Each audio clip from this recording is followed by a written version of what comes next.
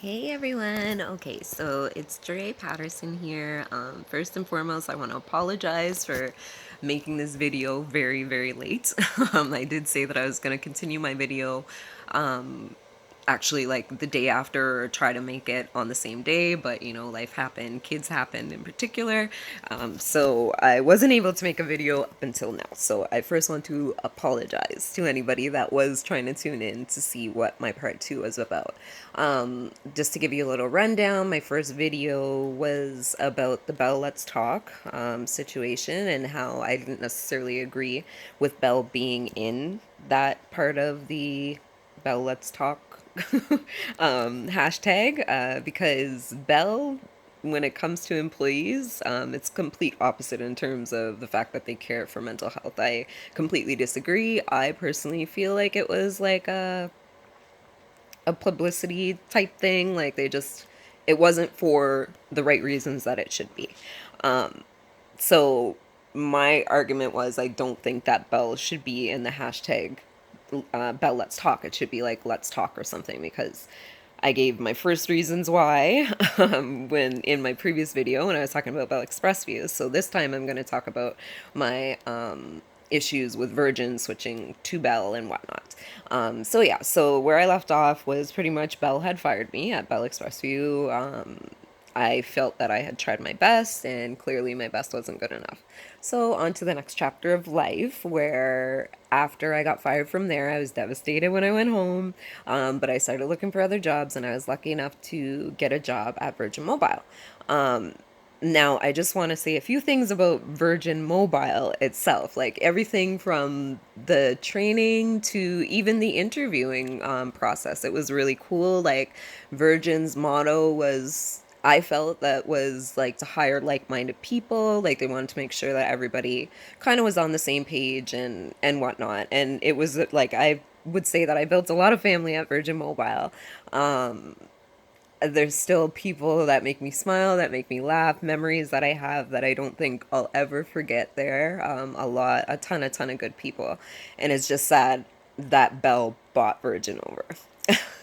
So working at Virgin Mobile was awesome, amazing, great. Like even in training, like there were things like they would be like, okay, well, we don't want you to say thank you for calling Virgin Mobile. My name is blah, blah, blah, blah. Like, we didn't have a script when we spoke over the phone. So sometimes people wouldn't necessarily like that. Like, my entry was, hey, you've reached Ray. How can I help you today? But it was kind of like some people would be like, how unprofessional is that? And blah, blah, blah, blah, blah. But the point that my trainer had made was, why are we thanking people for calling?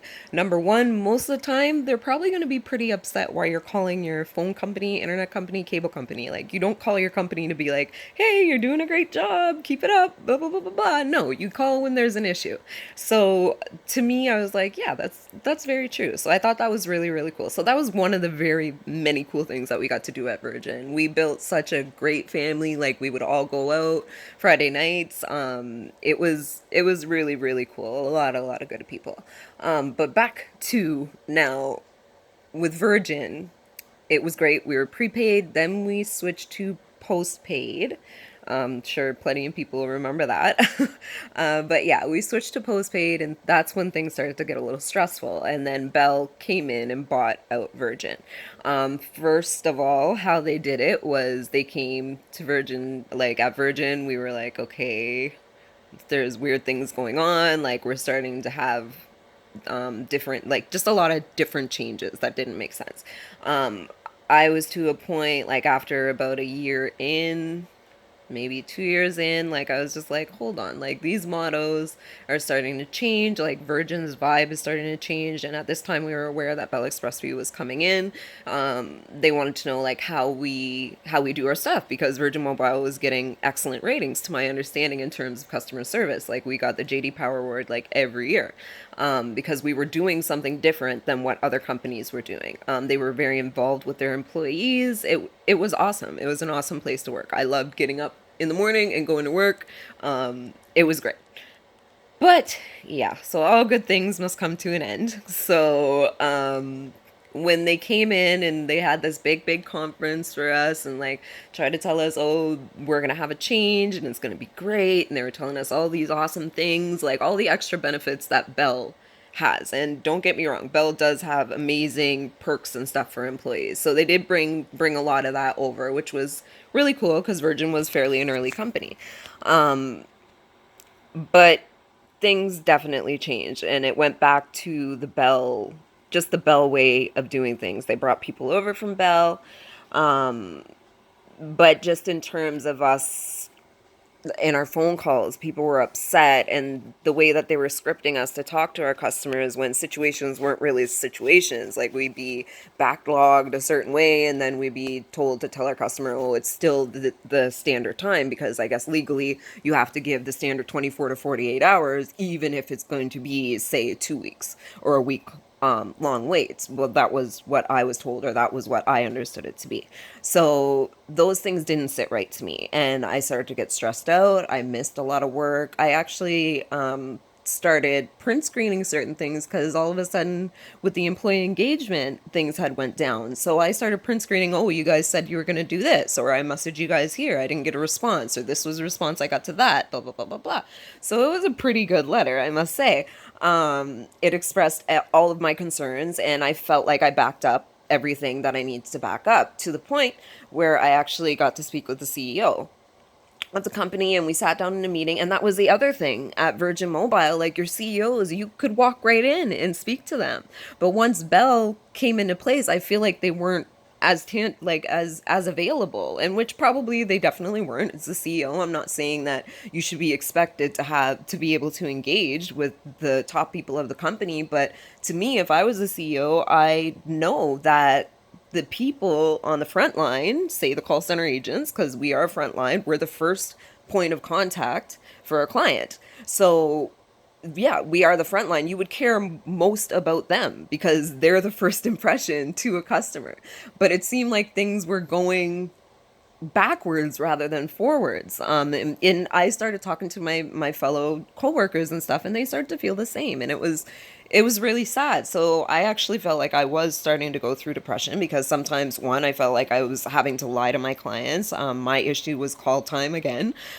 So when I was talking to my managers one time, because that was the big issue, was that, Jerry, your calls are too long, or your after call is too long, which I made a lot of notes. I was very detailed and whatnot.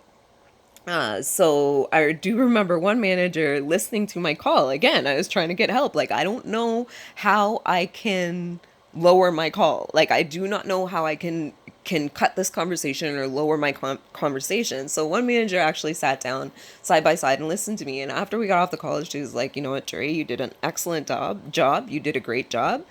I'm going to tell you what your issue is you're too nice. And I was like, what do you mean I'm too nice? Like, how is that possible? So she had explained to me that, like, I'm very, like, when I talk to my clients, they're very open. So I guess the way I handle my call, it makes people feel like they want to tell you their life stories or whatnot. That was kind of how I understood it anyway.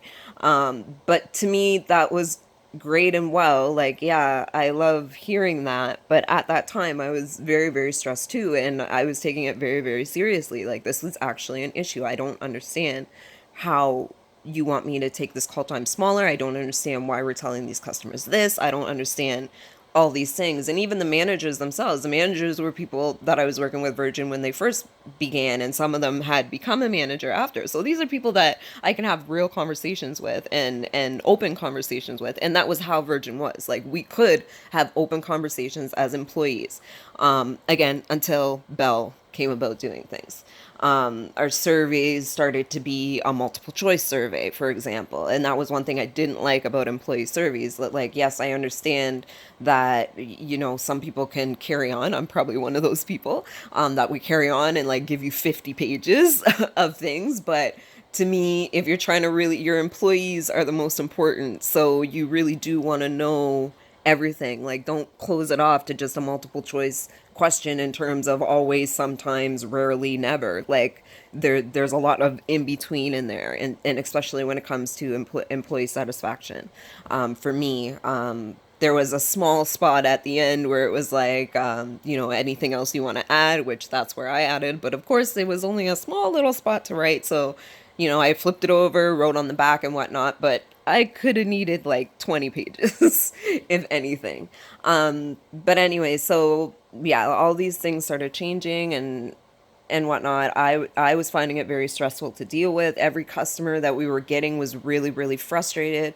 In particular, our billing matter and whatnot. And so it was kind of like we would as employees, we would voice this to our managers. We would try to explain like these are the issues that our customers are calling us about, and we know that these issues can be resolved, which means that we don't have to deal with this. We deal with the verbal abuse, deal with people yelling and screaming, deal with people, like it wasn't easy. And I felt like we didn't have the tools that we needed to make it easy as a customer service agent. So, of course, like the motivation to go to work went down, everything went down. When I wrote that letter, as I said, I had a meeting with the CEO. She was very, very empathetic with me. It felt like she understood. It felt like they took a lot into it.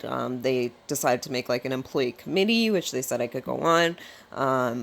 But also, I had also gotten pregnant. I was also sick. So a lot of at these times, I actually was missing work also for being by being pregnant in my first trimester.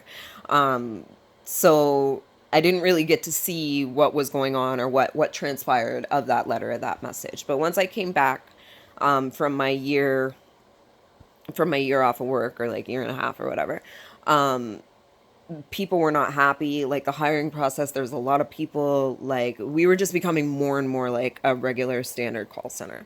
People that didn't care, like when I'd hear some people talking on the phone, I'd be like, you know what, this person really doesn't care. Like this person's just here to get a check.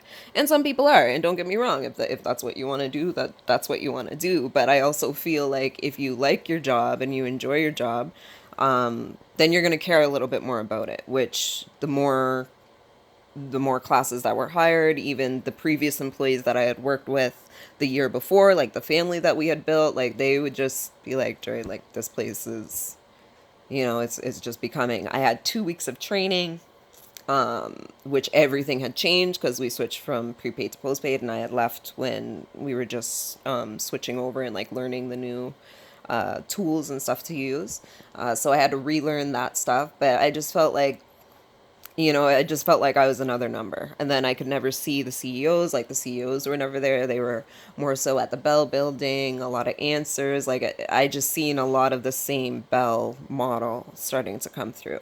So of course that didn't make me very happy. And then on top of that, my customers were not happy, and for valid reasons. That was the thing. I can debate with a customer if they don't have a valid reason. But if you do have a valid reason, like if we promised you a 48-hour callback and you don't get a callback, then you call back and somebody else says that, and then you call back and you call it back again, and now it's 3 weeks and somebody still hasn't called you. I was that agent to get up and go across the call center and be like, hey, can somebody take this call because this person has been waiting such and such and such and such. And that was only because I knew certain people in those departments. And I'm not saying that that was right to do, but for me, when I took on a customer, that was my issue, and that's my name on the line.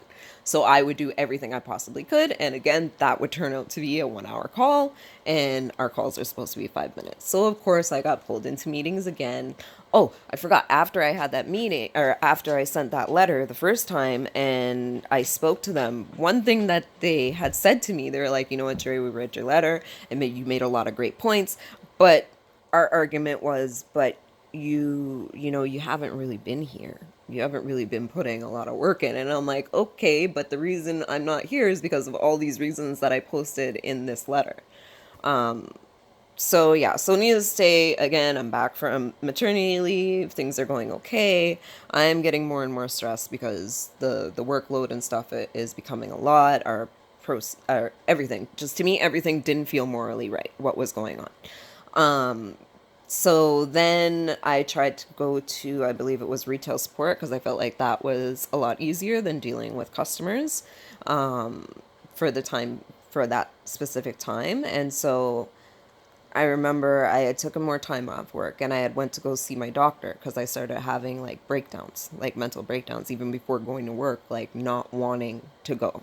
And proving myself every single day, I know when I hit this button, it's going to be somebody that's screaming that. It's not going to be somebody that just wants to activate. It's not going to be somebody that just wants a password change. It's not going to be somebody that just wants this. No, it is going to be somebody screaming their head off, because of whatever reasons. And sure enough, that's a lot of what it was. And I felt like I didn't have valid arguments with these clients either. So the verbal abuse just continued on. And I could understand the customer's frustration in terms of things. So I felt pulled like back and forth. And the only time that I would really stop a customer is when they're like, you. And I'd be like, I'm sorry, sir. I did not shut off your phone. I'm sorry, sir. I did not push a button. Da, da, da, da, da. Because now I'm feeling like you're directing things at me. But I know what they mean when they say you.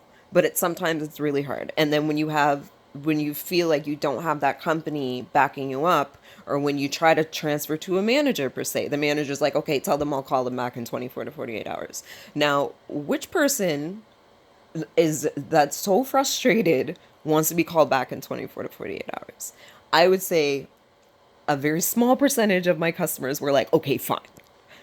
Most of the time, I would get cussed out, cursed out, whatever, whatever. But guess what? There's nothing more that I can do. I cannot help you. My manager said that they will call you back in 24 to 48 hours. Cool. But again, when it comes to my survey now, when you talk to me, or when you get that survey, because we all know those surveys that you get, when you get that survey now, you're going to give me a bad rating because one, your issue was not resolved, and two, now you're even more mad because now you got to wait 24 to 48 hours for that callback. So those were small things. So again, I started to go to see my doctor. So he at first recommended me to just try to get some rest because I'd always be like, I don't want to try any medications. I don't want to do any of this kind of stuff. I just want to be happy again. Like I don't want to be so stressed. It still continued again and again, so on and so forth. Took more time off work. My doctor ended up signing me off of work for 3 weeks because I was at a breaking point. Literally, again, every day was like coming home and bawling my eyes out, or before going to work and bawling my eyes out, even during work and bawling my eyes out.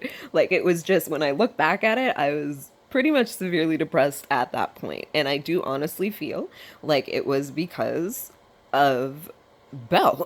I will say Bell caused a lot of mental illness for me. And in terms of supports, it was very much like, well, you need to get this done. You need to get this done. You need to get this done. It doesn't matter. And then they started pulling out the Scalar will. Because as I said, a couple of Bell managers came over, and one of my managers was a Bell manager. And so it was like, I would sit there and I would have good conversations with him because it's like I'd know both sides, and I'd be like, come on, don't give me that whole like Bell spew, like don't do it. Don't do it. But he'd be like, yeah, and we'd go back and forth, and it was very, very healthy all the time. I can definitely say any managers that I dealt with, whether it be Bell or Virgin, like I also feel like it was their higher ups that are putting pressure onto them, because I'm not saying that they're not stressed either. So yeah, so fast forward again, I'm on leave from the doctor. So I'm like, you know what? I think I'm going to start looking for another job. My doctor took me off leave for stress. Okay. I give the letter to my doctor because also I was getting attendance warnings and whatnot. Like it was to the point where if you're late one more time, or if you're thinking one more time, like you're going to have a second warning or a written, verbal, whatever it is, like a couple of steps before you get fired. So I was like, yeah, I need to get this solved. So my doctor gave me that time off. It still was the same amount of anxiety on the day that I needed to go back. When I went back to my doctor and I knew I needed to go back on like the Monday, he's like, how are you feeling? And I'm like, I have major anxiety right now to go back. So he's just like, okay, well, let me give you a little bit more time. At that point in time, as I said, I was starting to look around, preferably for things to do for working from home. And possibly to do things like part-time. Maybe I could do Virgin part-time and then work at this other place, or eventually leave Virgin. So I remember the HR person calling me and them saying, okay, well, what we want to do is we got your notes and everything and you leave. We understand that, but we're going to get one of our doctors to contact you. So at first that made me upset. Like that upset me because this is my family doctor is my doctor since I was 12. I am now 34. At that time I might have been like 30 or 27, 28, whatever. Okay?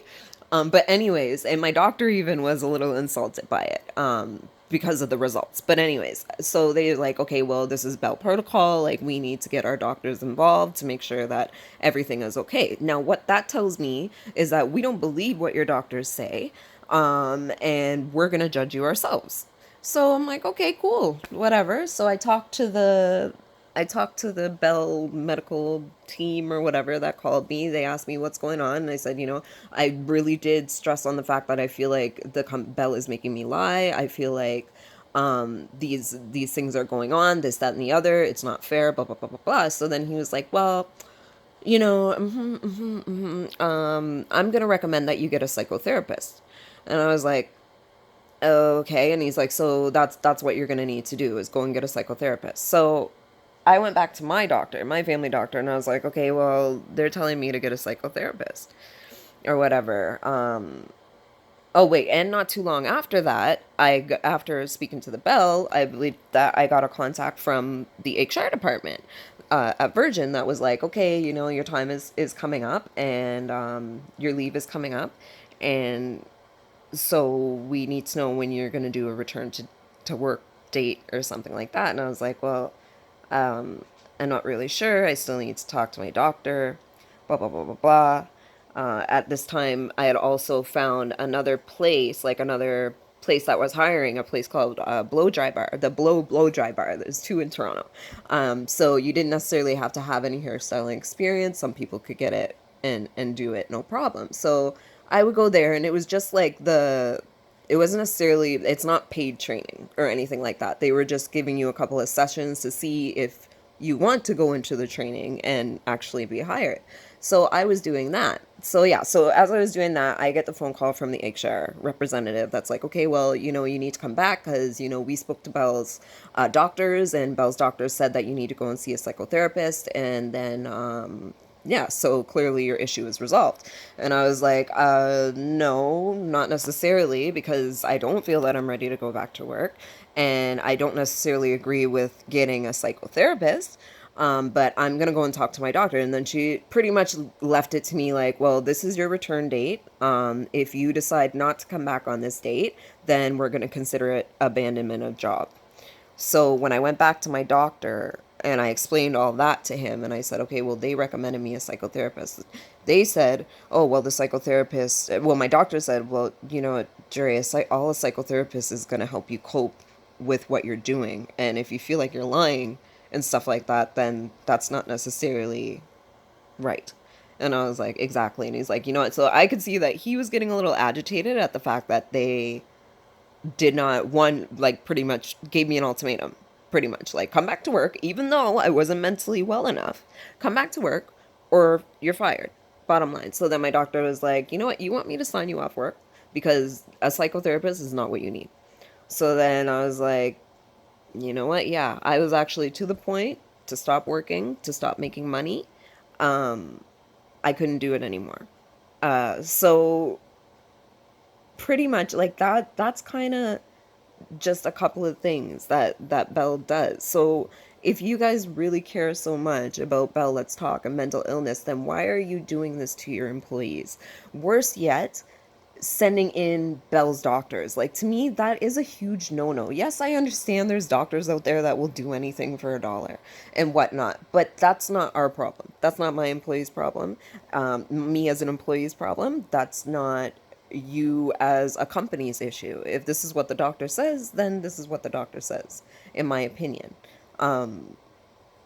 It to me it's wrong, especially when one doctor says something. I also don't understand like why companies and businesses are so quick to be like, oh well, get this letter form filled out, get that letter filled out. Like, really, those letters cost money. Like, my doctor, it costs, I believe, like $40 to 35, 40, sometimes 15, sometimes 10, depending on the form.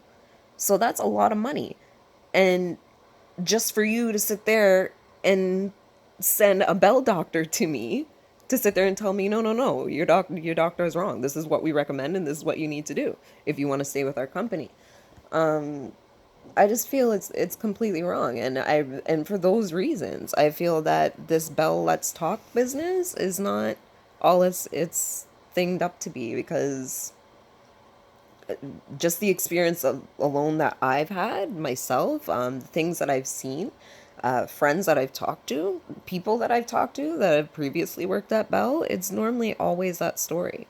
So this Bell Let's Talk, I don't think is the right thing to do. Definitely, we should do like a hashtag Let's Talk and talk about mental illness, talk about sickness, talk about stress and things, because it seems to be coming on all of us. But to sit there and put Bell Let's Talk in there, and let's not forget that the more hashtags and stuff that go out on the internet, there's analytics and all that stuff, so they're gonna definitely be making money out of this. They're probably gonna be making profit, and guess what, I don't think that profit is going to go to the mental illness and like mental health foundations and stuff. I definitely don't think that. Where does that go? Probably in their pockets. But yeah, I just want to let you know that I personally, as a previous employee at Bell Expressview and Virgin Mobile, with Bell buying us out, can say that Bell does not care. Bell is not concerned. Bell is about numbers, and Bell is about money. That is pretty much all Bell is about. I'm not saying that every single person in Bell is insensitive and doesn't care, but I can say I feel that a lot of people up top are people that don't care how you feel. They're already to a position where they don't have to care. And I can say that I will never ever want to work under any company at Bell. I'm not saying that I never will. But if they are Bell, I'm going to think twice about it, because now I'm even seeing other stories of other avenues at Bell, like Bell Media. I seen a story about a woman that they stressed out so much and whatnot. Even personal friends and stuff like that that have worked for Bell. Most of them are stressed out. Most of them are. We have PTSD in a sense, because of some of the crap that was going on there. And I wasn't even there all the time. I wasn't even there in the heat of all of it, because I was on maternity leave, and I'm very thankful that I was off for that time. The only thing I missed about being at Virgin Mobile were the people that were there. And even then, even those people, as I said, even those people, we all started like with like fire. Like we were like fire at Virgin. And Bell just blew it out. Water, flour, salt, sand, baking soda, all of it. Just put it right out. And anybody that's still working there, that used to work with us, all the power to you. You have all kinds of strength, or maybe you're in a position where you're not as affected as much, and good on you. But yeah, I just wanted to make this video. I know it's now a half an hour long, and I knew it was going to be kind of long, and I know it's probably all over the place, but that's how Belle makes me feel when I talk about these things. But I did want to continue on with my story for anybody that wanted to hear what happened, or anybody even at Belle that didn't know why I left. The main reason is because of stress and because of the crap that was going on. And I know that none of us had control over. Yes, we could have stood up. Yes, we could have sat there. But guess what? We probably would have been fired. So people need money. People need to live. So I understand when you're in those positions and you need to stay. I was also in those positions. At that time, I was upset. Yeah, it could be easy. Well, if you don't like it, then just go. But sometimes it's not that simple. And I think that Bell needs to be a little bit more concerned about their employees, especially their frontline, because we're the ones that we're the first point of contact. So we should technically be somewhat quite important to your company. But it doesn't feel that way. And it feels like we're just a number. It feels like we have metrics to meet. And yes, these are all things that we need to do in our job description. But without happy employees, you're not going to have a good business, and you're not going to have good customer service. I'm sorry. There's no way to put it. Or you got to be paying people a whole lot of money. Like if I was getting paid $30 an hour, then maybe some of these complaints wouldn't be as bad. But no, that wasn't the case. But yeah. So anyways, I just wanted to make that video and continue on with my story. As I said, thanks for anybody that was listening. It felt good to get a little bit off my chest, although I could continue to go on for hours and hours about certain things. But yeah, again, in terms of Bell Let's Talk, I don't think I'll ever hashtag Bell Let's Talk. But I will hashtag Let's Talk. I will put out posts and put out videos to encourage people to talk about mental illness. Because as I said, I'm a person that suffers from it. Every month, pretty much, I feel like I suffer from it at least. So, yeah, to everybody that's struggling or everybody that's even in positions, particularly in call centers, you're not alone. We all go through it. And these companies need to realize that we are of high value for everybody. We are, as a frontline agent, we are definitely one of the most important people to a business or a company. So watch how you treat us and treat us right. And if you treat us right, we'll do great. We'll do a great job. But anyways, I'm gonna cut the video now. Thanks so much for listening again. I hope maybe you might have taken something away from this video or had come to some kind of realization, or even let me know what you think about the Bell Let's Talk. Do you think I have a valid reason for not supporting it?